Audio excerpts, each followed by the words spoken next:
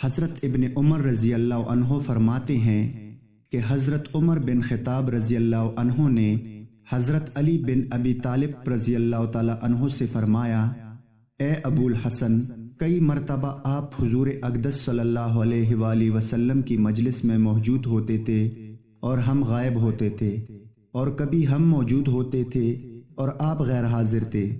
3 باتیں میں آپ سے پوچھنا چاہتا ہوں، کیا آپ کو وہ معلوم ہے؟ حضرت علی کرم اللہ وجہ نے فرمایا، وہ 3 باتیں کیا ہیں؟ حضرت عمر رضی اللہ تعالی عنہ نے فرمایا کہ ایک آدمی کو ایک آدمی سے محبت ہوتی ہے، حالانکہ اس میں کوئی خیر کی بات نہیں دیکھی ہوتی، اور ایک آدمی کو ایک آدمی سے دوری ہوتی ہے، حالانکہ اس میں کوئی بری بات نہیں ہوتی۔ اس کی کیا وجہ ہے؟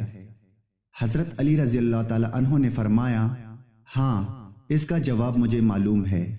حضور اکرم صلی اللہ علیہ وآلہ وسلم نے فرمایا کہ انسانوں کی روح ازل میں ایک جگہ اکٹھی رکھی ہوئی تھی، وہاں وہ ایک دوسرے کے قریب آ کر آپس میں ملتی تھی، جن میں وہاں آپس میں تعارف ہو گیا، ان میں یہاں دنیا میں الفت ہو جاتی ہے، اور جن میں وہاں اجنبیت رہی، وہ یہاں دنیا میں ایک دوسرے سے الگ رہتے ہیں۔ حضرت عمر رضی اللہ تعالی عنہ نے فرمایا، ایک بات کا جواب مل گیا۔ دوسری بات یہ کہ آدمی حدیث بیان کرتا ہے، کبھی اسے بھول جاتا ہے، کبھی یاد آ جاتی ہے، اس کی کیا وجہ ہے؟ حضرت علی کرم اللہ وجہ نے فرمایا، میں نے حضور اکرم صلی اللہ علیہ وآلہ وسلم کو یہ ارشاد فرماتے ہوئے سنا کہ جیسے چاند کا بادل ہوتا ہے، ایسے ہی دل کے لیے بھی بادل ہے۔ چاند خوب چمک رہا ہوتا ہے، بادل اس کے سامنے آ جاتا ہے تو اندھیرا ہو جاتا ہے، اور جب بادل ہٹ جاتا ہے چاند بھی چمکنے لگتا ہے۔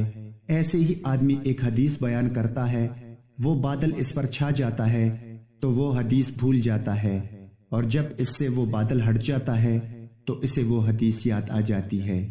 حضرت عمر رضی اللہ تعالی عنہ نے فرمایا، 2 باتوں کا جواب مل گیا۔ تیسری بات یہ کہ آدمی خواب دیکھتا ہے تو کوئی خواب سچا ہوتا ہے، کوئی جھوٹا، اس کی کیا وجہ ہے؟ حضرت علی کرم اللہ وجہ نے فرمایا، جی ہاں، اس کا جواب بھی معلوم ہے۔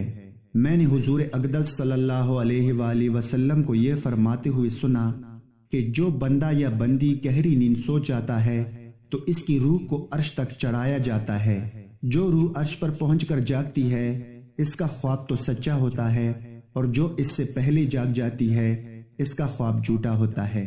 حضرت عمر رضی اللہ تعالی عنہ نے فرمایا، میں ان 3 باتوں کی تلاش میں ایک عرصہ سے لگا ہوا تھا، اللہ کا شکر ہے کہ میں نے مرنے سے پہلے ان کو پا لیا۔